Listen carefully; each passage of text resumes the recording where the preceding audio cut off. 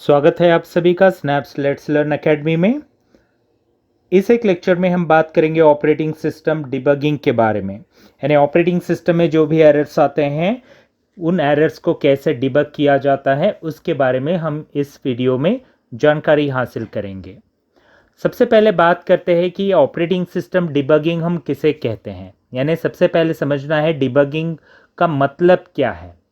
Debugging यानी कि जो भी दोष होते हैं, यानी कि जो भी गलतियां हम लोग सॉफ्टवेयर डेवलपमेंट के दौरान करते हैं उन गलतियों को फाइंड आउट करना, यानी उन एरर्स को ढूंढना और उन एरर्स को सही करना डिबगिंग का मतलब होता है।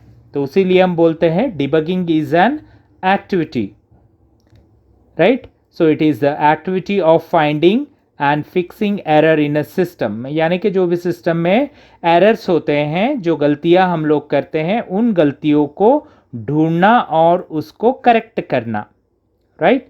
सो finding and fixing errors. Finding मतलब ढूंढना, फिक्सिंग यानी कि उसको सही करना। ये कहाँ पे हो सकते हैं? एरर सॉफ्टवेयर में भी हो सकता है, हार्डवेयर में हो सकता है, right. Both in hardware and software.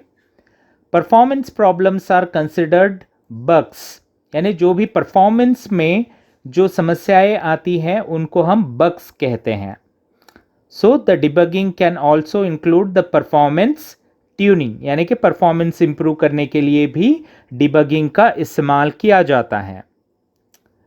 Which seeks to improve the performance by removing processing bottlenecks. यानी कि जब हम परफॉर्मेंस ट्यूनिंग करते हैं, जिससे कि हम क्या कर सकते हैं, हमारे सिस्टम के परफॉर्मेंस को इम्प्रूव कर सकते हैं और जो भी गलतियां हैं, एरर्स हैं, उनको रिमूव कर सकते हैं। फेलियर एनालिसिस, यानी कि जो भी गलतियां होती हैं जिससे कि एरर उत्पन्न होता है और एरर उत्पन्न होने के बाद जो हमारा सिस्टम फेल होता है, ठीक है, यानी कि अनुत्तीर्ण हो जाता है, वो क्लियर नहीं कर पाता है, यानी दिए गए तय पैमाने पर वो नहीं उतरता है। जब खरा नहीं उतरता है तो हम उसे फेलियर बोलते हैं, अनुत्तीर्ण कहते हैं, ठीक है। If a process fails, most operating system write the error information to log file. यानी कि कोई भी प्रोसेस अगर से ऑपरेटिंग सिस्टम में फेल हो जाता है, ठीक है, यानी मान लीजिए कि कोई प्रोसेस फेल हो गया तो ऑपरेटिंग सिस्टम में क्या किया जाता है, एरर इंफॉर्मेशन जो जनरेट होते हैं उनको लॉग फाइल में लिखा जाता है।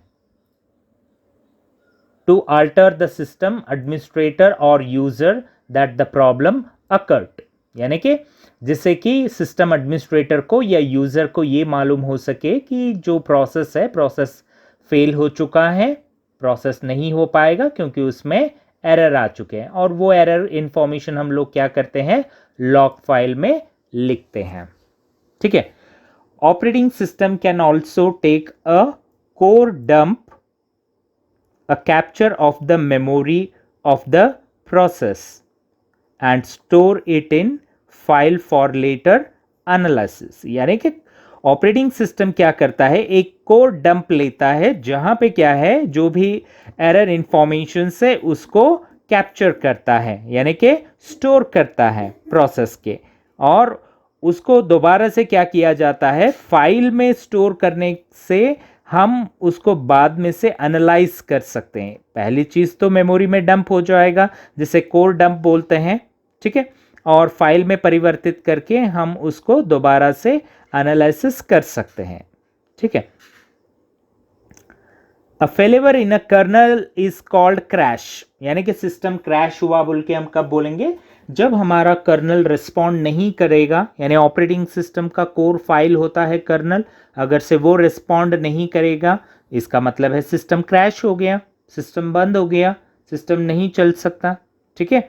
जब जहाँ तक प्रोसेस की बात हो तो कोई एक आधा प्रोसेस में कोई गलती होती है, एरर आता है, तो लॉग फाइल में लिखा जाता है, करेक्ट किया जाता है, कोर डंप के ज़रिए ऑपरेटिंग सिस्टम उसको कैप्चर करके मेमोरी में स्टोर करता है, फिर बाद में एनालाइज करने के लिए उसको फाइल में भी हम परिवर्तित करते हैं। मगर जब कर्नल क्रैश हो गया, ठीक है, यानी कर्नल अगर से फेल हो गया तो उसे हम क्रैश बोलते हैं। When a crash occurs error information is saved to log file, यानी जब क्रैश होता है तो जो भी एरर इंफॉर्मेशंस होते हैं उसको हम लॉग फाइल में सेव करते हैं। And the memory state saved to a crash dump, यानी जो मेमोरी का स्टेटस रहता है, राइट, मतलब कहाँ पे डंप हुआ, किस समय पर डंप हुआ, वहाँ पे मेमोरी का स्टेट क्या था, सो उसको सेव किया जाता है इस क्रैश डंप में। परफॉर्मेंस की बात करते हैं तो परफॉर्मेंस को निरंतर हमें क्या है, मॉनिटर करते रहना पड़ेगा और उसको ट्यूनिंग करना पड़ेगा, तभी हम ऑपरेटिंग सिस्टम के या सिस्टम के परफॉर्मेंस को इम्प्रूव कर सकते हैं। सो निरंतर उसके ऊपर नज़र बनाए रखना और जो परफॉर्मेंस होता है उसको बेहतर बनाना, ठीक है, ये काम हमें करना होता है। तो मॉनिटरिंग का मतलब होता है कि जो भी एरर आ रहा है उन एरर्स को सबसे पहले तो आइडेंटिफाई करें हम, ठीक है, आइडेंटिफाई करें। सो मॉनिटरिंग उसलिए ज़रूरी होता है। Identify bottlenecks, we must able to monitor the system performance. So किसी भी प्रकार की गलतियों को फाइंड आउट करना हो, उसको अच्छे से ट्यून करना हो, तो हमें सबसे पहले क्या करना पड़ेगा, सिस्टम को मॉनिटर करना पड़ेगा, उसका परफॉर्मेंस को देखते हुए रहना है कि किस समय पर, किस एग्जीक्यूशन के दौरान, किस प्रोसेस के दौरान, किस एक एप्लीकेशन के दौरान परफॉर्मेंस इंप्रूव हो रहा है या डिग्रेड हो रहा है, इसका ऑब्जर्वेशन होना ज़रूरी होता है। Thus, OS must have some mean of computing and displaying measures of system behavior, यानी कि जो ऑपरेटिंग सिस्टम होता है वो क्या करेगा, जैसे ही उसको बॉटलनेक एरर्स फाइंड आउट होंगे वो क्या करेगा, उसको डिस्प्ले करेगा, display the measure of system behaviour, यानी कि सिस्टम बिहेवियर के बारे में बताएगा कि सिस्टम किस प्रकार से बिहेव कर रहा है, किस प्रकार से उसका एग्जीक्यूशन हो रहा है, परफॉर्मेंस क्या इंप्रूव हो रहा है, डिग्रेडेशन हो रहा है या उसका इफेक्ट किसी और प्रोसेस के ऊपर गिर रहा है, ये मॉनिटरिंग से हमें पता चलेगा। जिसके लिए हमारे पास, यानी कि जो मॉनिटरिंग है, ट्यूनिंग है, इसके लिए हमारे पास कुछ टूल्स भी उपलब्ध है। उसे हम पर प्रोसेस या सिस्टम वाइड ऑब्जर्वेशंस बोलेंगे, यानी कि किसी भी परफॉर्मेंस को मेजर करना है, ठीक है, तो उसके लिए हमारे पास क्या है, टूल मौजूद है, आइदर पर प्रोसेस या सिस्टम वाइड ऑब्जर्वेशन टूल्स का इस्तेमाल कर सकते हैं। To make these observations tool में use one of the two approaches. पहला अप्रोच है हम काउंटर्स का इस्तेमाल कर सकते हैं या फिर दूसरा है ट्रेसिंग का इस्तेमाल करना, यानी ऑब्जर्वेशन टूल्स के तौर पर मेरे पास काउंटर्स भी मौजूद है और ट्रेसिंग भी मौजूद है। ये जो उदाहरण है, ये उदाहरण है काउंटर्स का। जैसे विंडोज़ ऑपरेटिंग सिस्टम है, तो विंडोज़ ऑपरेटिंग सिस्टम क्या प्रोवाइड करेगा, विंडोज़ टास्क मैनेजर प्रोवाइड करेगा, जिसे हम टूल बोलते हैं।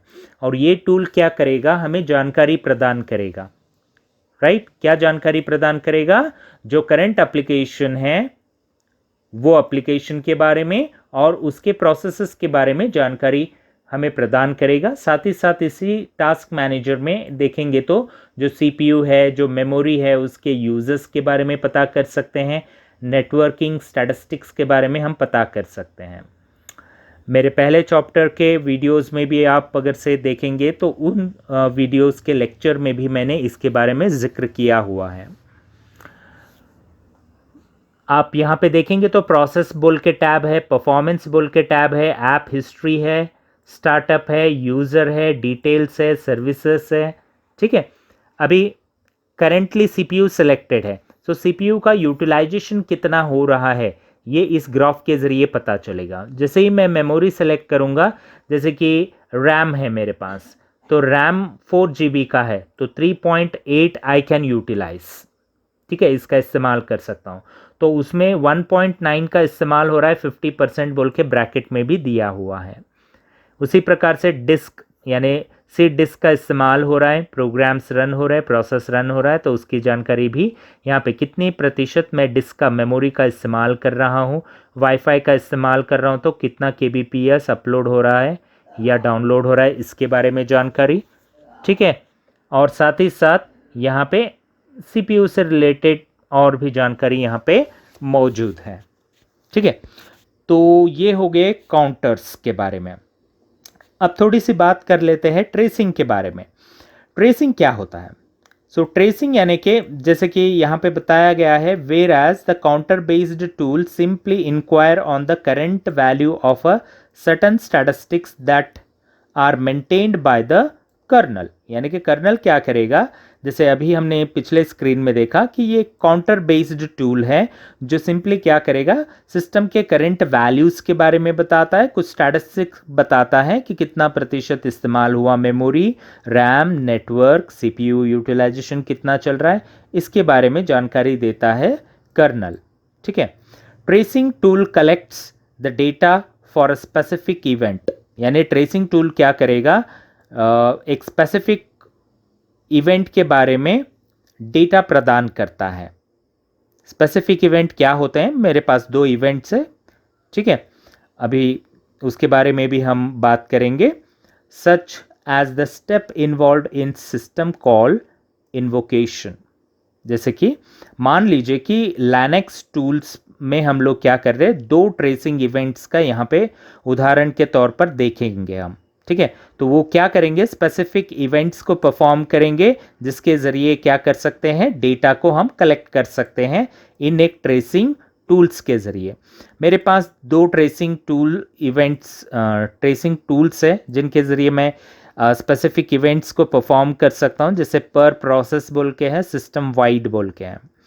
पर प्रोसेस में देखेंगे तो पर प्रोसेस जैसे नाम बोल रहा है कि प्रोसेस के बारे में जानकारी हासिल करना हो या पूरे सिस्टम के बारे में जानकारी हासिल करना हो, तो ये दोनों भी ट्रेसिंग टूल मौजूद है जिसके ज़रिए हम डेटा को कलेक्ट कर सकते हैं। अब स्पेसिफिक इवेंट्स क्या होंगे, जैसे कि ट्रेस बोल के इवेंट है, यानी जैसे ही मैं इस कमांड को एग्जीक्यूट करूँगा, it will trace the system call invoked by a process. यानी कि पर्टिकुलर प्रोसेस के द्वारा कौन से सिस्टम कॉल को इन्वोक किया गया है उसके बारे में जानकारी देगा ये ट्रेस। उसी प्रकार से GDB है, GDB को अगर से मैं एग्जीक्यूट करूंगा तो ये सोर्स लेवल डिबगर है। सोर्स लेवल डिबगर यानी कि किस प्रोसेस में एरर आया हुआ है और एरर को कैसे डिबग किया गया है, ठीक है, या डिबग करना है, तो उसके बारे में ये जानकारी देता है सोर्स लेवल डिबगर, जिसको हम GDB कमांड के द्वारा एग्जीक्यूट कर सकते हैं। तो ये पर प्रोसेस ट्रेसिंग टूल है। ठीक है, बात करेंगे सिस्टम वाइड टूल के बारे में। तो ये यहाँ पे अगर से मैं इसमें PERF राइट, परफॉर्मेंस, इसका मतलब होता है performance, a collection of Linux performance tools. तो जैसे ही PERF मैं एग्जीक्यूट करूंगा, ये क्या करेगा, a collection of Linux performance tool के बारे में जानकारी देगा। मतलब Linux के परफॉर्मेंस वाले टूल कौन कौन से हैं उसके बारे में जानकारी मुझे मिल जाएगा इसे कमांड के ज़रिए। TCP डंप को अगर से मैं एग्जीक्यूट करूंगा तो ये कलेक्ट करेगा नेटवर्क पैकेट्स के बारे में, यानी जो भी जानकारी होता है नेटवर्क पैकेट्स के बारे में, उन जानकारियों को TCP डंप कमांड के ज़रिए मैं क्या कर सकता हूँ, डेटा हासिल कर सकता हूँ। तो इस प्रकार से देखेंगे तो ये कुछ ट्रेसिंग टूल्स है, Linux ऑपरेटिंग सिस्टम में ही इनका इस्तेमाल हम कर सकते हैं। तो 2 प्रकार के हमने यहाँ पे टूल्स देखा जिसके ज़रिए मॉनिटरिंग करना हो और ट्रेसिंग करना, यानी काउंटर्स और ट्रेसिंग बोल के हमने 2 देखा। 2 टूल्स को हम यहाँ पे इस्तेमाल कर सकते हैं। ठीक है, तो ये काउंटर्स था और ट्रेसिंग्स। ठीक है, तो ये बात हो गई परफॉर्मेंस एंड ट्यूनिंग के बारे में। होप आपको ये समझ में आया होगा कि किस प्रकार से ऑपरेटिंग सिस्टम को हम डिबग करते हैं, राइट। सो इसके बाद अगले लेक्चर में जब हम बात करेंगे तो अगले चैप्टर के बारे में बात करेंगे। ठीक है, तो ये ऑपरेटिंग सिस्टम डिबगिंग यहाँ पे समाप्त होता है। मिलते हैं अगले लेक्चर में। धन्यवाद।